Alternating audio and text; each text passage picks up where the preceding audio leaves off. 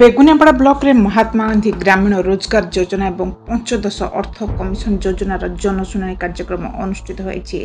गत 1/10/2023 तारिख ठारू 31/3/2023 मध्य होइथिबा कार्यगुड़िकर जनशुणाणी होइतिला।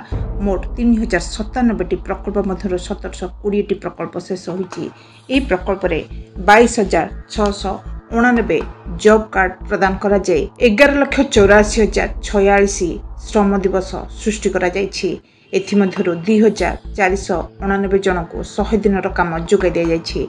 पंचायत कार्यनिर्वाही अधिकारी माने रेकर्ड पत्र एवं फाइल सठिक समय करुनथिबा एवं समीक्षकों को प्रदान करुनथिबा नै अभियोग होइतिला। समस्त रेकर्ड पत्र प्रस्तुत न कले कार्यानुष्ठान ग्रहण करिया पे उपजिल्लापाल बीडीओ को परामर्श दैथिले। मनरेगा रे जिला प्रशासन पक्षरु टार्गेट देबा फल दुर्नीति होइछि बोली किछि जनप्रतिनिधि अभियोग करथिले।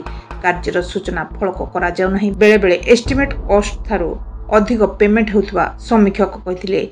वीआरपी मानको पंचायत कार्यनिर्वाही अधिकारी एवं जीआरएस माने सहयोग करुनथिबा अभियोग होइथिला। पंचायत राज विभाग, उद्यान विभाग, जंगल विभाग जनशुणाणी करा जायथिला। एथिरे उपजिल्लापाल देवदत्त महंत, बीडीओ प्रज्ञा प्रियदर्शिनी, अध्यक्षा प्रतिनिधि दुर्योधन गौड़, उपाध्यक्ष सुधाकर प्रधान, जिला सामाजिक समीक्षक रवींद्रनाथ महान, ब्लॉक सामाजिक समीक्षक एपीओ रंजन कुमार नाहक समेत जिला परिषद सदस्य, सरपंच, समिति सभ्य, कनिष्ठ जंत्री, पीईओ, जीआरएस, गाँ साथी और वीआरपी माने उपस्थित रहिथिले।